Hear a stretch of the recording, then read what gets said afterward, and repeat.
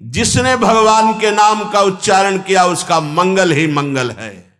मेरे भगवान अपने समीप मुझे ऊंचाई देना चाहते हैं, प्रेम की ऊंचाई, ज्ञान की ऊंचाई, इसलिए ये कटु वचन बुलवा रहे हैं, मुझे सहन करना है। राधा राधा राधा आगे निकल। उसका स्वभाव ऐसी जगह हाथ डालेगा जहां हाथ जल जाएगा। ये ना सोचो कि अगर हम 10 बार सह गए तो 11वीं बार वो फिर बोलेगा, बोलने लायक नहीं रहेगा। आप अगर डंडे चलाओगे ना तो हिसाब किताब आपका भारी पड़ जाएगा। अगर आपने सर झुका दिया तो वो सहना सीखो। यदि आगे बढ़ना है तो सहना सीखो। हमारी बात मान लेना। अगर मान लोगे तो जान जाओगे कि इसका रहस्य क्या है। न कोई प्रश्न का उत्तर है, न कोई प्रश्न है, न कोई वार्ता है। वो दे रहे हैं तो हो रही है, और वो ना दे तो का बोलने की हिम्मत नहीं है। जब भगवान की बात आ गई तो ये भोगों की बात क्या रह जाएगी भाई। ये पद प्रतिष्ठा रुपया पैसा अभी नाम का स्वाद ही नहीं चखा। पकड़ लो, सब कुछ तुम्हारे अधीन हो जाएगा। नाम जापक कुछ भी कर सकता है, क्योंकि नाम में कर तो मकर तो मन था, सब सामर्थ्य विराज। जो बिल्कुल नहीं हो सकता वो भी हो सकता है। जो नाम जप करता है, भगवद आश्रित है, भगवत मार्ग का पथिक, सबसे पहले उसमें एक क्षमता जागृत होती है, सामर्थ्य। जिसके मुख में नाम चलता है और चित्त चरणारविंद के चिंतन में रहता है। मुख बरनत हरिवंश, चित्त नाम हरिवंश रति, मन सुमिरन हरिवंश। तो ये क्षमता आ जाएगी। क्या? ये द्वंद्व है, शत्रु और मित्र में समान भाव, मान और अपमान में समान भाव, लाभ और हानि में समान भाव, सुख और दुख में समान भाव, निंदा और स्तुति में समान भाव। तो बोले द्वंद्व रहित, द्वंद्व विमुक्ता। ये पहली साधक की वृत्ति जागृत होती। ध्यान रखना, अगर आपकी साधना परिपक्व अवस्था की तरफ जा रही है, आपकी साधना ठीक है, तो पहला लक्षण है तितिक्षवः। वो बहुत धैर्यवान और सहनशील होगा। सुख दुख, लाभ हानि, मान अपमान, निंदा स्तुति, इसमें वो समान भाव रखेगा।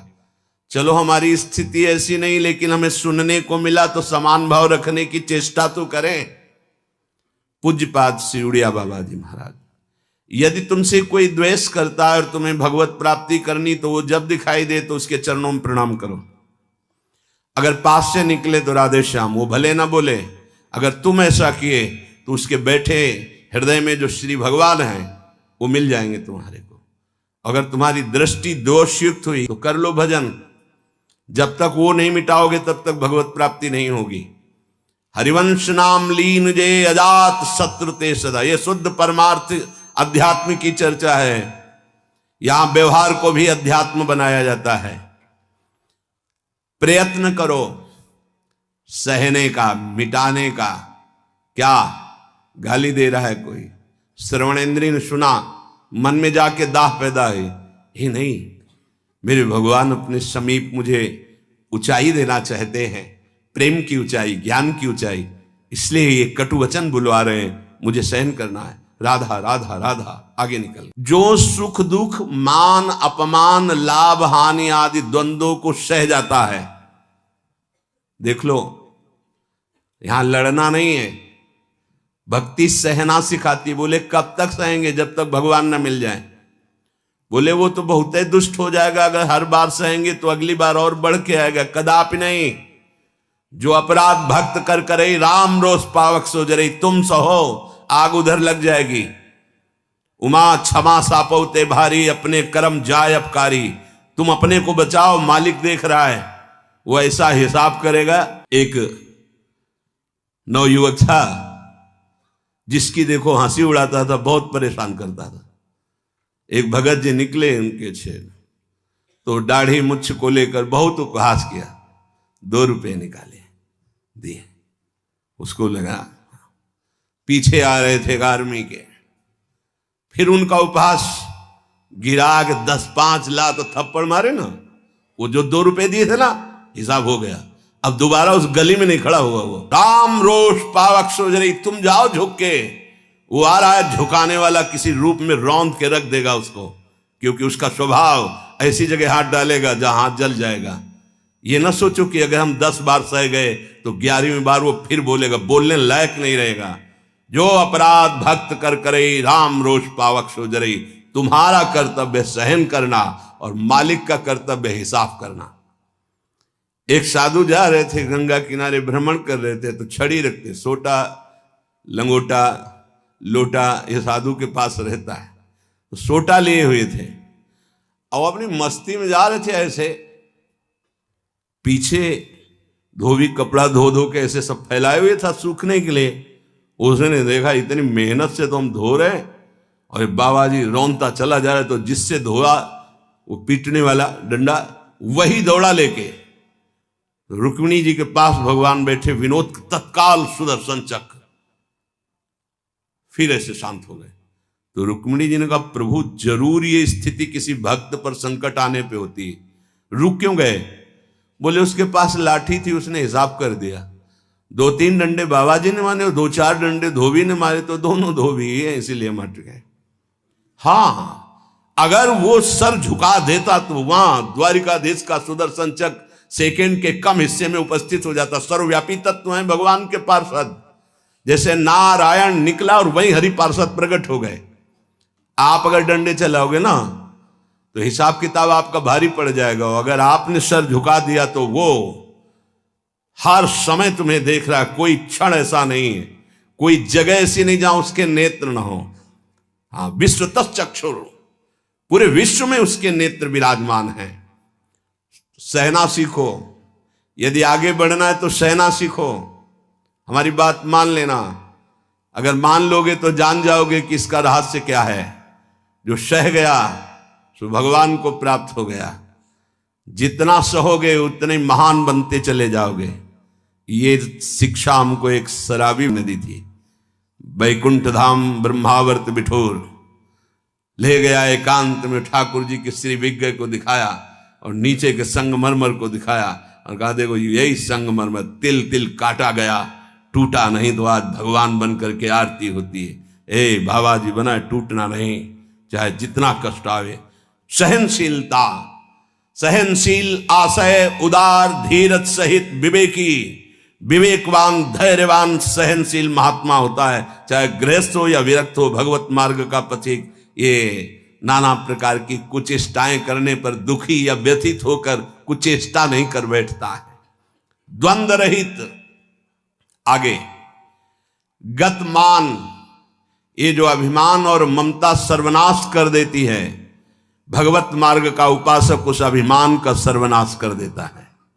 नहीं, किसी भी बात का अभिमान नहीं। सच्ची कहते हैं, जिस क्षण प्रभु बुलवाना ना चाहे तो एक शब्द भी नहीं आता हृदय में। कई बार हृदय से एकदम शून्य, खाली। अब न कोई प्रश्न का उत्तर है, न कोई प्रश्न है, न कोई वार्ता है। वो दे रहे हैं तो हो रही है, और वो ना दे तो का बोलने की हिम्मत नहीं है। शब्द और शास्त्र ज्ञान और व्याख्या तो अलग जाने दो, वही बुलवा रहे, वही सत्य चेष्टा करा रहे। इस सतमार्ग पहाड़ पे चलना है, ये हमारे चढ़ने की योग्यता नहीं, पर वो वाचालम बना देते हैं। मूक को पंगु से पहाड़ चढ़ा देते हैं। सांप का छोटा बच्चा गरुड़ को पछाड़ दे, राम कृपा हो जाए, हाँ, तो लघु ब्याल गरुड़ को खा जाए, ऐसी सामर्थ्य पैदा कर दे भगवान। सब कुछ भगवान की सामर्थ्य से सतमार्ग का होता है, सब कुछ हमारे अहंकार से असत मार्ग का होता है। अहंकार त्यागी, सत मार्ग का अनुरागी। अहंकार युक्त तो कहेगा जरूर भगवान की सामर्थ्य से हो रहा है, पर अहंकार वासनाओं का खेल खिला के पाप करेगा। तो कह रहे गतमान, ये भगवान को अधीन करने वाली आगे बात कह रहे हैं कि सुख निधान भगवान तुम्हारे अधीन क्यों नहीं हो जाएंगे यदि ऐसा करोगे। पहला, मान अपमान, दुख सुख, लाभ हानि में समान भाव। दूसरा, मान को स्वीकार मत करो। ये देहाभिमानी पुरुषों के द्वारा किया हुआ प्रणाम नमस्कार, ये देहाभिमान को पुष्ट करने वाली अविद्या की एक नई चाल है। उनके हृदय में विराजमान सच्चिदानंद भगवान को देखते हुए इसे विनोद में उड़ा दो।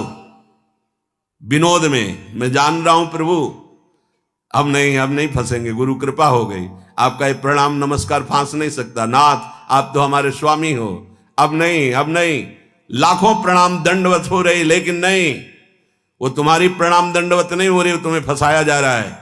आखिरी खाई है यश कीर्ति मान। नहीं, हे सच्चिदानंद गुरुदेव, आप सब रूपों में काहे को मजाक कर रहे हो प्रभु, आप ही तो विराजमान हो नाथ, कोई नहीं फंसा पाएगा। अब हम तो बड़े भजनानंदी, हमारा बड़ा नाम हो रहा है, प्रणाम नमस्कार हो रहा, तो आगे है खाई, उसमें मुंह भरा गिर जाओ, निकल नहीं पाओगे। जैसे कंचन की खाई, कामिनी की खाई, ऐसे कीर्ति की खाई, तो गत मान सबहि मान प्रद आप मानी, सबके चरणों में बंधन भक्ति, मेरे नाथ इन सब रूपों में विराजमान।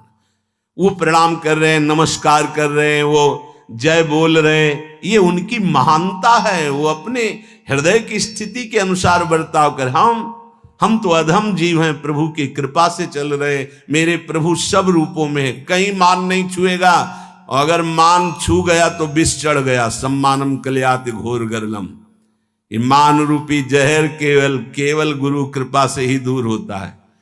एक ही जगह इस मान की धुलाई होती, दूसरी जगह नहीं, और दूसरी जगह तो आप जहां भी जाओगे वैष्णव चिन्ह देख के सम्मान होगा। एक है घाट, गुरु घाट, जिनमें इसकी धुलाई होती है, वहां कोई भी तुम्हारी चतुराई नहीं चलेगी, कोई भी गुण नहीं चलेगा, कोई भी प्रभाव नहीं चलेगा, वहां धुल के रख देते हैं इस मान को। और जहां मान धुला और दैन्यता आई तो हरि कंठ लगा लेते हैं, भगवान उसे अपने समीप रख लेते हैं। बलिहारी गुरु आपने, जिन्होंने मान को मिटिया मेट कर दिया, बलिहारी, कभी नहीं सुधरता है मान का स्वभाव। ये गुरुदेव, इसीलिए गुरुदेव के हाथ का खिलौना कोई बिरला ही बनता है। अहंकार के हाथ के खिलौने तो सब बने हुए, जैसी चाबी भरता है अहंकार, वैसे ही खेल हो रहे, लेकिन कोई गुरुदेव के हाथ का खिलौना विशेष लाडला होता है। भर दी चाबी, अब उसके हृदय में खेल चल रहा है निकुंज का, मान का त्याग करा करके दैन्यता का भाव प्रकाशित करना, ये प्रेमी महापुरुष सदगुरुदेव की कृपा से होता है। गत मान, आगे ज्ञान रथ। ज्ञान किस बात का? एक क्षण भी प्रभु का स्मरण न छूटे, इससे बड़ा कोई ज्ञान नहीं। बात पकड़ लो, तुम्हें कुछ आता हो या ना आता हो, बस राम कृष्ण हरि राधा राधा बोलना आता है, इससे बड़ा कोई ज्ञान नहीं है। ये भगवत स्मृति है। यस्य स्मरण मात्रेण जन्म संसार बंधनात् विमुच्यते, नमस्तस्मै विष्णवे प्रभु विष्णवे, जिनका स्मरण मात्र जन्म मरण बंधन से मुक्त कर देता है। राधा राधा कृष्ण कृष्ण। ज्ञान रथ, जब आप नाम जप करेंगे तो स्वाभाविक, सच्ची मानिएगा, इस शरीर से प्यार खत्म हो जाता है। ये बहुत व्यवस्थित भगवान की कृपा से चलता है, पर इससे राग नहीं रहता। पुराने कपड़े से जैसे तुम्हारा कोई राग नहीं रहता, फेंक देते हो कूड़ा में, ऐसे ही इस शरीर से ज्ञान रत उपासक को कोई संबंध नहीं रहता। बिल्कुल समझ लेना, जैसे कबाड़ में पड़ी हुई गाड़ी से ध्यान आएगा ऐसे गया, पर आपकी रति नहीं होगी क्योंकि बेकार हो गई है। ऐसे हर समय उपासक की दृष्टि में गाड़ी, ये जो पांच भौतिक गाड़ी, ये केवल भगवत प्राप्ति के लिए है। अगर ज्ञान प्रकट हो गया तो इससे कोई रति नहीं रहती, इससे कोई अपना शरीर का राग मिट जाना ही सब ज्ञान है, भगवान नाम में रुचि हो जाना ही सब ज्ञान है।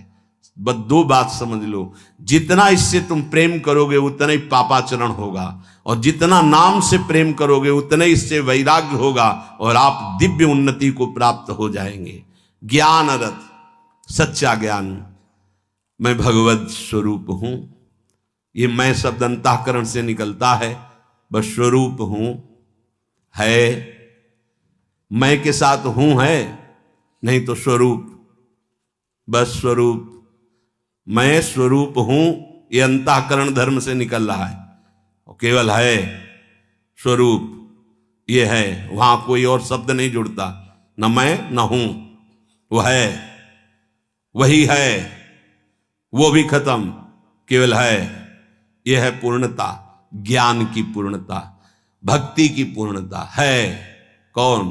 गोविंद, गुरुदेव, किशोरी जी है। बिरत खटाई नाना कस, जैसे कुछ धातुएं होती हैं उनमें खटाई डालते तो बहुत जहरीली हो जाती है, ऐसे ही उपासक को हर भोग दिखाई देता जहरीला। ब्रह्मादिक के भोग सब विषम लागताई, तो कहे फिर सुख क्या उसको मिलता होगा? गांव में जब गुड़ बनाया जाता है तो ऊपर का जो फेन निकलता है ना, गांव के जो गरीब लड़के होते हैं दौड़ के वो चाटते हैं, बड़ा मीठा अच्छा लगता है। कहीं उनको रबड़ी मिल जाए तो उसकी तरफ देखेंगे क्या? नहीं देखेंगे, क्योंकि अब उससे बहुत कई गुना बढ़कर के आनंददायक वो रबड़ी मिल गई। जैसे निर्मल विशाल मृदु जल का जलाशय मिल जाए तो छोटे छोटे गंदे गड्ढों की याद नहीं आती, ऐसे सच्चिदानंद भगवान का सुख स्फुरित होता है जब, ते गंदे विषय विष की तरह दिखाई देते। ब्रह्मादिक के भोग सब विषम लागता है। तो बोले उस उपासक के हृदय में इतना वैराग्य हो जाता है जैसे वमन, खाने का मन नहीं होगा, विष्ठावत मलवत त्याग, मल त्याग के बाद कोई अहंकार नहीं होता, अर्थात वो त्यागी भी है और अहंकार का त्यागी है। जैसे इसमें कहा बिरत खटाई नाना कस, जैसे कांस आदि जो पात्र हैं इनमें खटाई पड़ जाए तो बहुत जहरीली हो जाती है। बोले ऐसे ही ये सारे विषय उसे जहरवत दिखाई देते हैं। इसीलिए जो विषय प्रिय लग रहे हैं उनसे पिंड छुटाना हो तो भगवान को अर्पित करके भोग लगा के पाओ। गंदे विषय भगवान को भोग लगाए नहीं जाते। अगर कोई भी प्रिय पदार्थ है आपका कि ये तो हमें बहुत पसंद है, तो उससे पहले 20 मिनट प्रभु को भोग लगाओ और थोड़ा प्रसाद लेके बांट दो। कोई और ना हो तो पशु पक्षियों को बांट दो, राग खत्म हो जाएगा, पक्का राग खत्म हो जाएगा। ये गुरुजनों के अनुभव की बात है। कुछ ऐसे पदार्थ होते हैं, पूज्य राधा बाबा भाई जी से कहा कि सब ठीक है आपकी कृपा से, पर मिठाई देखते ही प्रीता बढ़ जाती है, तो क्या अभी हमारा राग है मिठाई में? भाई जी हर समय बाबा की मनोवृत्तियों को देखने वाले महापुरुष, तो उनका नहीं, तुम्हारी स्थिति में मिठाई का राग नहीं है, ये स्वभाववश शरीर की आवश्यकतावश पूर्व अभ्यास रहा है। तो ऐसा हो जाता है कि जैसे सब पदार्थ रखा है, जो प्रिय है उसे उठा लिया और पाने लगे, उसका कोई राग नहीं है, स्वभाववश तुम्हारे शरीर को आवश्यकता है तो स्वभाव बन चुका है, पर राग नहीं है। पर अपने लोगों की स्थिति नहीं है, अपने लोगों का राग है। हमें जो राग है सच्ची मानो गुरुजनों की आज्ञा पे चले तो नष्ट हो जाएगा। जो प्रिय से प्रिय वस्तु लगे 20 मिनट भोग लगाना, दिखाना नहीं केवल, क्योंकि होगा ना कि गरम गरम पकौड़ा और चटनी हो सब दिखा लो तो श्री जी को पालो, नहीं, रसेंद्री को नहीं, श्री जी को पवाओ और इसके बाद एक पकौड़ा चटनी आप लो, बका दूसरे को दे दो, आप अपना पेट भरो रोटी से। आप देखो ना आपकी रसेंद्री बस में, रसेंद्री बस में हुई हर इंद्री बस में हो जाएगी। यहां कह रहे बिरत खटाई नाना कस, ये नाना प्रकार के भोग भोगते समय बहुत व्यतीत हो गया। उस उपासक को ये विश्वत नजर आते हैं जिसको भगवत प्राप्ति की चाह होती। यदि ऐसे चलोगे तो भगवान बिना बुलाए आपके पास आ जाएंगे। कैसे? द्वंद्व रहित, मान अपमान निंदा स्तुति समान भाव से सह जाओ। गतमान, कोई सम्मान करे स्वीकार मत करो, उसके भोक्ता मत बनो। ज्ञानरत, ये शरीर नष्ट हो जाएगा, तुम अविनाशी हो। विषय विरत खटाई नाना कस, जितने भोग हैं इनमें कोई सुख नहीं है। और फिर जैसे देह गे से प्यार करते ऐसे प्रभु से प्यार करने लगे। तो कह रहे प्रभु अपने आप आपके अधीन हो जाएंगे। भगवान जिसको अपना बनाना चाहते हैं तो उसके हृदय में एक बात प्रकट होने लगती है, कैसे सबको सुख पहुंचाऊं, सर्वभूत हित। ये बात, ये लक्षण है भक्त का। हमारे अंदर भक्ति आई, इसका लक्षण किसी को भी दुखी देख के मन कैसे इसको सुख पहुंचाऊं, भले हम कुछ नहीं कर पा रहे, लेकिन सर्वभूत हिते रताहा हमारे हृदय में आ गया, कैसे इसको सुख पहुंचाऊं। गोस्वामी जी ने संत हृदय की महिमा का वर्णन करना प्रारंभ किया तो लगा जैसे मक्खन कोमल होता है, ऐसे संतों का हृदय कोमल होता है। मक्खन तभी पिघलता है जब उसमें स्वयं ताप लगे, फिर तो संत की हृदय की बात गलत हो गई। अगर स्वयं के दुख में हृदय द्रवित होता है तो सबका होता है। ये मक्खन का उदाहरण तो ठीक नहीं बैठा, क्योंकि मक्खन को स्वयं जब ताप लगता है तब पिघलता है, लेकिन संत तो दूसरे के दुख को देख करके द्रवित हो जाते हैं। सर्वभूत हित, जो समस्त भूतों का मंगल सोचता है, तो आनंद घन चतुर शिरोमणि भगवान उस पर प्रसन्न हो जाते हैं। उसके हृदय में निर्विकारता प्रकाशित हो जाती है, उसका चित्त एक रस सच्चिदानंद सुख में निमग्न हो जाता है। तुलसीदास जी कहते हैं ये सौभाग्य उसी को मिलता है 10 शीश का हनन करने वाले भगवान जिस समय जिस जीव पर कृपालु होते हैं तो सत्संग मिलता है, और सत्संग से ये सब प्राप्त हो जाता है। अगर हमें नाम ऐसा प्रिय लगने लगे तो सब लक्षण आ जाएंगे। भगवान से भी बढ़कर के भगवान का नाम, ये शाम के कल बहुत इसका चिंतन होता रहा, बार बार हृदय आह्लादित होता था कि गजब की निष्ठा, नाम की गजब की निष्ठा। ध्यान पूर्वक सुनिए, हर शिकायत खत्म हो जाएगी। लेकिन इससे पहले महामहिम पूज्य श्री भाई जी हनुमान प्रसाद पोद्दार जी के द्वारा ये बात मिली थी। जीवन में पहली बार ये बात पूज्य भाई जी के द्वारा मिली थी कि अगर तुम्हारे सामने भगवान आ जाए, उनके दर्शन कर रहे हो, नाम छूट गया, तो हमें नहीं चाहिए ऐसे भगवान जिससे हमारा भगवान का नाम छूट जाए। ये भाई जी की बात। फिर पद मिला बहुत काल के बाद, ये कल पुनः इसका कृपा करके गोस्वामी जी ने दर्शन कराया और चिंतन कराया। बेपरवाह अद्भुत मस्ती है इस बात में। जिसे भगवान नाम इतना प्यारा लग गया है कि यदि स्वयं भगवान कहें कि अब मैं तुम्हें मिल गया, मेरे लिए तो भजन कर रहे थे, अब आज से नाम जपना छोड़ दो, तो वो स्वीकार नहीं करेगा। उपासक कहेगा नाम नहीं छोड़ सकता महाराज, आप आओ या ना आओ, आप जाओ या रहो, आपकी मर्जी की बात। नाम से प्रिय बढ़कर आप नहीं हो हमें। ये बात बहुत बड़ी बात। जब भगवान की बात आ गई तो ये भोगों की बात क्या रह जाएगी भाई। ये पद प्रतिष्ठा रुपया पैसा, अभी नाम का स्वाद ही नहीं चखा। ये ताको भलो कठिन कलिकालो आज मध्य परिणामों, आज कल परसों हर समय परमानंद बना रहेगा। एक कलयुग कुछ नहीं बिगाड़ सकता। यदि जिह्वा में ऐसा प्यार उदय हो गया कि मुझे नहीं चाहिए और कुछ, जो हमें नाम छोड़वा दे वो कुछ संसार की पद प्रतिष्ठा तो जाने दो, हमें भगवान से भी नहीं मिलना। यदि वो आ जाए और नाम छूट जाए तो मुझे उनका आना नहीं। भगवान से कह देगा आप चले जाइए। जिस नाम के बल से आप हमारे पास आए उस नाम को मैं नहीं छोड़ सकता। आप कभी मत दर्शन देना, कभी मत आना, आप हमें हर दुख देना, पर मैं नाम नहीं छोड़ सकता। ये बात पकड़नी, ये बात पकड़नी, पकड़ लो, सब कुछ तुम्हारे अधीन हो जाएगा। मुझे आपसे मिलने की आवश्यकता नहीं है यदि नाम छूट जाए तो।